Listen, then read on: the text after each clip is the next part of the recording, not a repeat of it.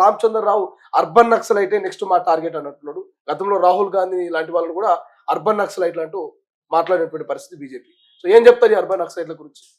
Urban నక్సలైట్లు అంటే ఎవరు? అది రామచంద్రరావుని అడగాలి. రామచంద్రరావు అర్బన్ నక్సలైట్ అంటే ఎవరో చెప్పాలని. అంటే ఈ దేశంలో అర్బన్ నక్సలైట్లు అంటే ఎవరు? మా రాహుల్ గాంధీ గారు అర్బన్ నక్సలైట్ అవుతాడా? అర్బన్ నక్సలైట్ అంటే ఎవరిని అంటున్నావు నువ్వు? అర్బన్ నక్సలైట్ అంటే ఎవరిని అంటున్నావు? అంటే ఈ దేశంలో ఉన్నటువంటి వాళ్ళందరూ కూడా అర్బన్ నక్సలైట్సా? రామచంద్రరావు జాగ్రత్త, చాలా జాగ్రత్తగా మాట్లాడు. ఎందుకంటే ఆ రోజు కూడా నక్సల్స్ పుట్టిందంతా మీలాంటి దుర్మార్గులు, భూస్వాములు, బడాబాబులు ఉన్నారు కాబట్టి ఆనాడు నక్సల్స్ పుట్టింది.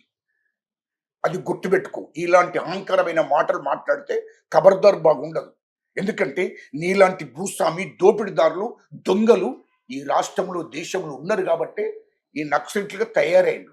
నక్సలైట్ల సిద్ధాంతం నక్సలైట్లది, దానికి నేను నక్సలైట్లను సమర్థించడానికి లేదు. అట్లని నువ్వు గుర్తుపెట్టుకో. ఆనాడు భూస్వాములు, ఆనాడు నీకు రామచంద్రరావు లాంటి దొర, రామచంద్రరావు లాంటి భూస్వామి, ఇలాంటి భూస్వాములందరూ రాష్ట్ర వ్యాప్తంగా ఉండి ఆనాడు దళితులను, గిరిజనులను, అణగారిన కులాలను అణిసివేసిండ్రు.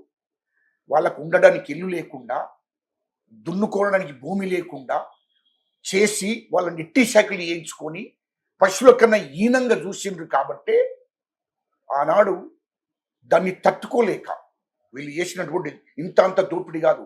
ఈ రాష్ట్రంలో పల్లెలలో దళితులకు, గిరిజనులకు, అణగారిన కులాలకు భూములు లేకుండా చేయడానికి ప్రధాన కారణం భూస్వాములు, దొరలు. ఆనాడు వాళ్ళకు తినడానికి తిండి లేకుండా చేశారు. వాళ్ళని ఎట్టి శక్తులు వేయించుకున్నారు. పశువుల కంటే హీనంగా చూసేవారు. ఆ గ్రామాలలో ఆధిపత్యం అంతా వాళ్ళది నడిచింది.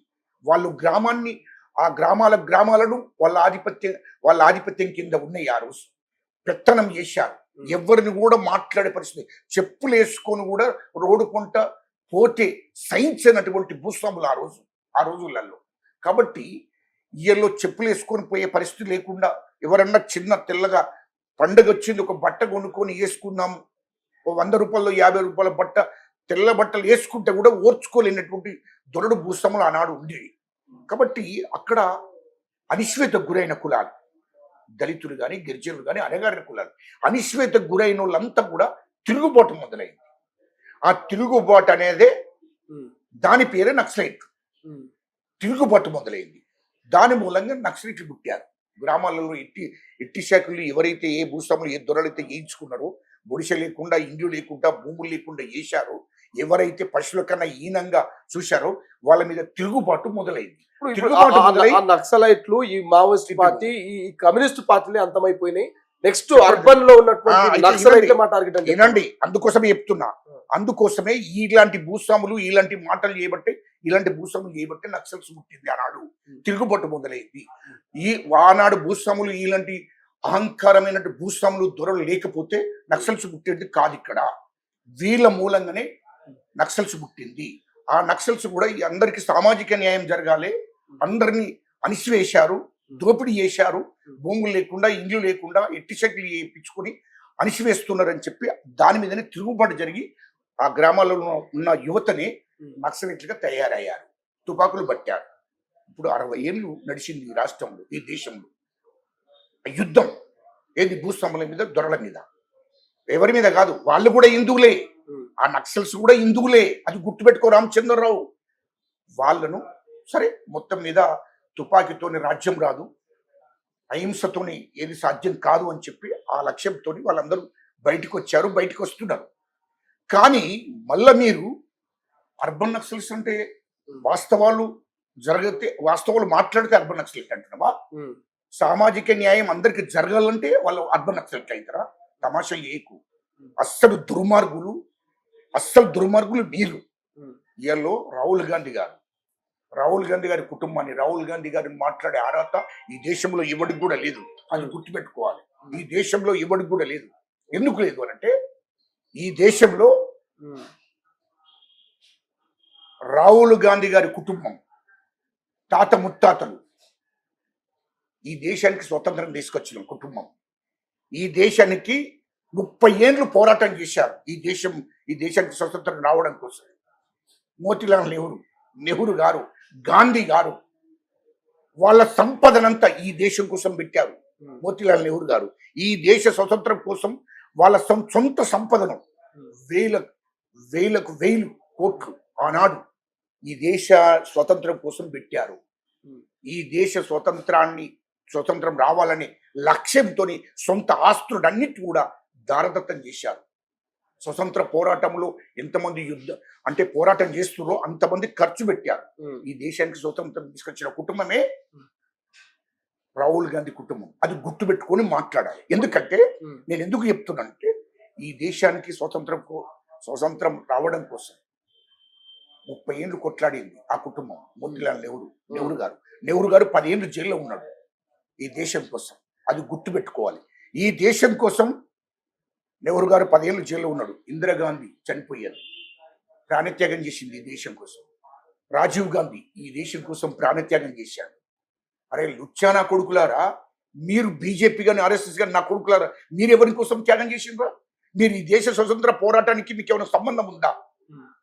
ఈ దేశ స్వతంత్రం కోసం ఈ దేశ స్వతంత్ర పోరాటంలో ఆర్ఎస్ఎస్ కానీ బీజేపీకి కానీ సంబంధం ఉందా?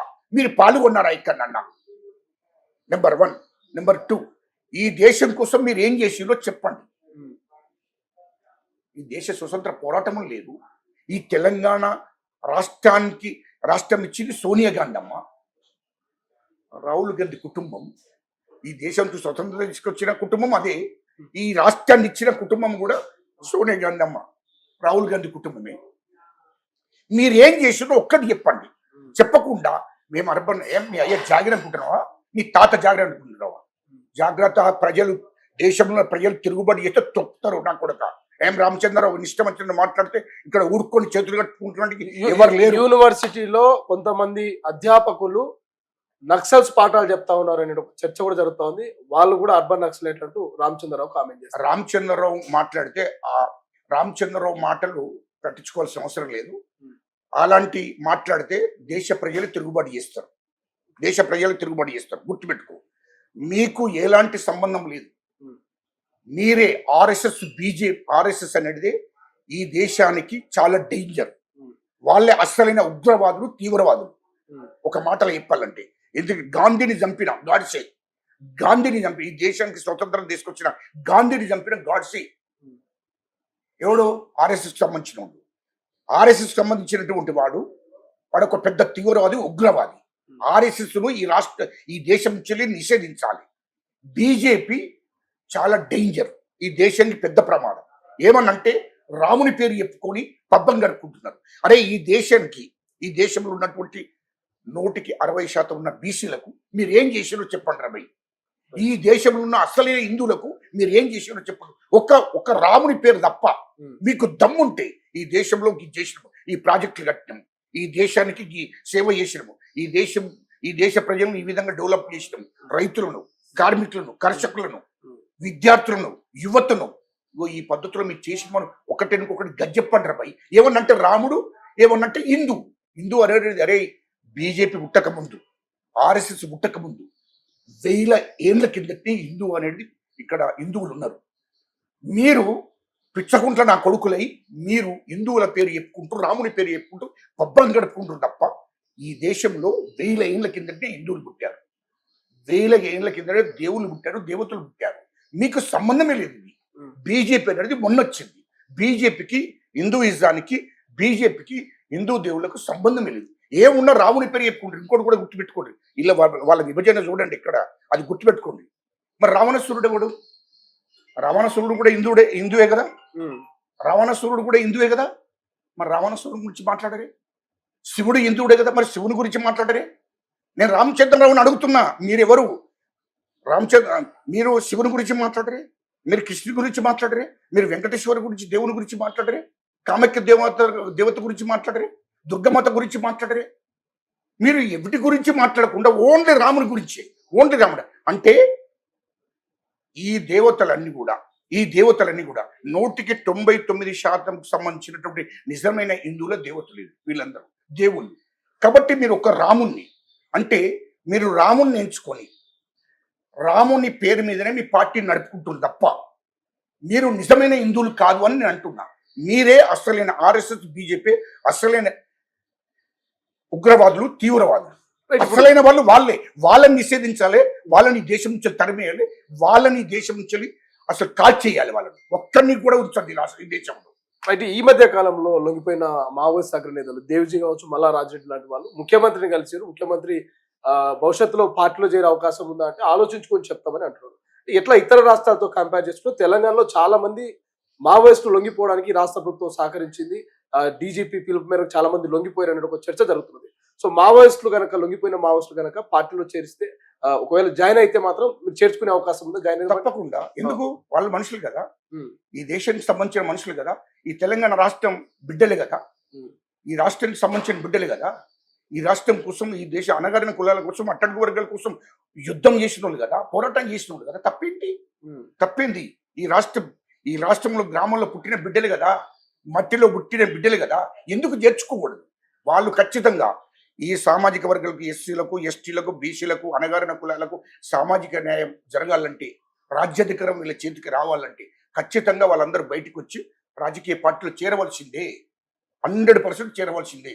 రాజకీయాల్లో ఎమ్మెల్యే అయితే ఆ కాన్స్టిట్యూన్సీ ప్రజలకు సేవ చేయవచ్చు, ఎంపీ అయితే ఆ పార్లమెంట్ ప్రజలకు సేవ చేయొచ్చు, ఒక మంత్రి అయితే రాష్ట్ర ప్రజలకు సేవ చేయొచ్చు, ఒక ముఖ్యమంత్రి అయితే రాష్ట్ర ప్రజలకు సేవ చేయొచ్చు, కేంద్ర మంత్రి అయితే దేశవ్యాప్తంగా ఉన్న అణగారిన కులాలకు, అట్టడుగు వర్గాలకు సేవ చేయొచ్చు. తప్పేంటి? ఇలా దేవజీ రాజకీయాలకు వస్తే రేపు అమూష ప్లేస్లోకి వస్తాడు, వచ్చు కేంద్ర హోంమంత్రి కూడా కావచ్చు. దేవ్జీ. తప్పేంటి? ఎస్. ఉమ్, అయితే ఏంటి? తప్పేంటి? ఉమ్, ఎవడబ్బ సొమ్ము? ప్రజాస్వామ్యంలో అందరికి హక్కు ఉంది. దేవాజీని రాజకీయాలకు వస్తే రేపు కేంద్ర మంత్రి కూడా కావచ్చు, కేంద్ర హోంమంత్రి కూడా కావచ్చు. ఈ దేశంలో ఉన్నటువంటి అట్టడుగు వర్గాలకు సేవ చేయాలని భావన ఆయన లోపల ఉన్నది కాబట్టి ఖచ్చితంగా చేయవచ్చు. తప్పేంటి? రైట్. సో ఫైనల్ గా కల్వకుంట్ల కవిత లిక్కర్ స్కామ్ కి సంబంధించి కోర్టు అయితే ఆ కేసును కొట్టేసింది, సరైనటువంటి ఆధారాలు లేవని. గతంలో కాంగ్రెస్ చాలా కామెంట్ చేసింది, లిక్కర్ రాని అని చెప్పి, లిక్కర్ లో స్కామ్ అని, ఒక కళ్ళు కాంపౌండ్ అనో లేకపోతే ఒక సారా దుకాణం పెట్టుకుందని కామెంట్ చేసింది. బట్ న్యాయం మా వైపే ఉంది, నిజం నిగ్గు తేలిందంటూ కేటీఆర్ కవిత చెప్తా ఉంది. ఏంటి మీ కామెంట్ ఏంటి? ఇప్పుడు కవిత మీద కుట్ర చేసిందే కేటీఆర్, హరీష్ రావు. ఢిల్లీలో బీజేపీలతో కుమ్మక్కై కేటీఆర్ఏ, హరీష్ రావే కవిత మీద కుట్ర చేసి ఆమెను తొక్కేయాలని చూశారు. అందులో డౌట్ లేదు. ఇది బీజేపీ కుట్ర.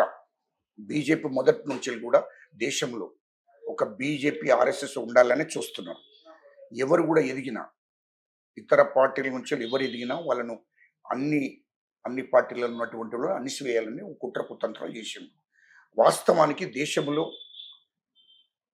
1000 కోట్లు, లక్షల కోట్లు దోసుకున్నటువంటి చాలా మంది ఉన్నారు. కానీ వాళ్ళని పట్టుకోరు. కవిత మీద అక్రమ కేసులు పెట్టారు, అది వాస్తవం. ఎందుకంటే రుజువు కావాలి, రుజువైంది కోర్టులో, అది మంచిదే, మంచి పరిణామము, దాన్ని స్వాగతిస్తున్నాము. కోర్టులో నిజాలు తేలిపోయినాయి, ఉన్న వాస్తవాలు తేలిపోయినాయి. దీని వెనుక బీజేపీ కుట్ర, దాని వెనుక కూడా హరీష్ రావు, కేటీఆర్ కుట్ర. కానీ ఎంతమంది కుట్ర చేసినా కోర్టు న్యాయస్థానం మాత్రం ఆమెకు న్యాయం జరిగే విధంగా చేసింది. కడిగిన ముత్యం లేకొస్తాను గతంలో కవిత చెప్పింది. నిజంగా కడిగిన ముత్యమా కవిత ఇప్పుడు అన్నట్టే కదా? కోర్టు తీర్పిచ్చింది కదా, అన్నట్టే కదా. కోర్టు తీర్పిచ్చాది, న్యాయస్థానాన్ని అందరు గౌరవించవలసిందే. న్యాయస్థానం తీర్పిచ్చాది అన్నప్పుడు నిజాలు తేల్చుకున్న తర్వాతనే ఇస్తుంది కదా కోర్టు. అందుకోసం మేము తీర్పిచ్చాడు. ఆ పరిణామం మంచిది, మేము కూడా అంటే స్వాగతిస్తున్నాం. నా వ్యక్తిగతంగా ఆ విధం అనేది కాదు, ఇలా బీజేపీ వాళ్ళ అనేది ఆ కవితనే కాదు, దేశంలో ఉన్నటువంటి అందరి మీద కూడా ఉక్కుపాదం మోపుతుంది. రాహుల్ గాంధీ మీద, సోనియా గారి మీద కూడా అదే అన్యాయంగా. ఇప్పుడు అక్రమ కేసులు పెట్టడం ఎందుకంటే వాళ్ళు ఇక్కడ దేశంలో ఎవరిని ఉండనియొద్దు. ఉగ్రవాదుల కన్నా, తీవ్రవాదుల కన్నా చాలా డేంజర్ ఈ దేశ నరేంద్ర మోడీ గారు, ప్రధానమంత్రి గారు, కేంద్ర హోంమంత్రి అమిత్ షా గారు. ఈ దేశంలో వాళ్ళు కుట్ర కుతంత్రాలు, ఆర్ఎస్ఎస్ సహా వీళ్ళు కుట్ర కుతంత్రాలు చేసి ఈ దేశంలో ఉన్నటువంటి నిజమైన ప్రజాస్వామ్యవాదులను అణిసివేయాలని ప్రయత్నం చేస్తున్నారు. ప్రజాస్వామ్యాన్ని కూని చేస్తున్నారు, రాజ్యాంగాన్ని నిర్వీర్యం చేయాలని కుతంత్రాలు చేస్తున్నాడు ఈ దేశ ప్రధానమంత్రి నరేంద్ర మోడీ గారు, అమిత్ షా గారు. రైట్. కాబట్టి ప్రజలందరూ కూడా గమనిస్తున్నారు. ఖచ్చితంగా ఇది ప్రజాస్వామ్య దేశం, ప్రజలందరూ కూడా తిరుగుబాటుకు మొదలవుతున్నారు. అది గుర్తుపెట్టుకోవాలి. రామచంద్రరావు గారైనా, అక్కడ ఉన్నటువంటి ప్రధానమంత్రి గారైనా, కేంద్ర హోంమంత్రి అమిత్ షా గారైనా అది గుర్తుపెట్టుకోవాలని చెప్తున్నాడు. Thank you so much. ఇది మొత్తం మీద అర్బన్ నక్సలైట్లు ఎవరు? రాహుల్ గాంధీని అర్బన్ నక్సలైట్ అంటున్నారు. రాహుల్ గాంధీ ఫ్యామిలీ ఈ దేశం కోసం, తెలంగాణ కోసం చేసిన త్యాగాన్ని మర్చిపోయారంటూ గజ్జలకాంతం ప్రశ్నిస్తూనే, మరోవైపు కవిత కడిగిన ముత్యమని గతంలో చెప్పింది, బట్ కోర్టులు తీర్పిచ్చాయి, సో స్వాగతిస్తున్నాం వ్యక్తిగతంగా కవిత అంశం పట్ల అని చెప్తూనే, ఇక కుమ్మెర మల్లికార్జున స్వామి ఆలయంలో జరిగిన సంఘటన మీద మాత్రం గజ్జలకాంతం ఒక వర్షన్ చెప్తా ఉన్నారు, అది కేటీఆర్ కుట్రని. బట్ అది ఎంతవరకు వాస్తవం, ఎంతవరకు అవాస్తవం అనేది మరి న్యాయస్థానాలు విచారణ జరిపి తేల్చాల్సినటువంటి అవసరం అయితే ఉన్నది. చూద్దాం ఏం జరుగుతుంది. నిజం ఎక్కడైనా నిజం బయటకు పడుతుంది కాబట్టి చూద్దాం భవిష్యత్తులో ఏం జరుగుతుంది. కెమెరా పర్సన్ అజయ్తో శ్రీశైలం, తొలి వెలుగు, హైదరాబాద్. అసలైన తొలి వెలుగు. ఫాలో వాట్సాప్ @తొలి వెలుగు official.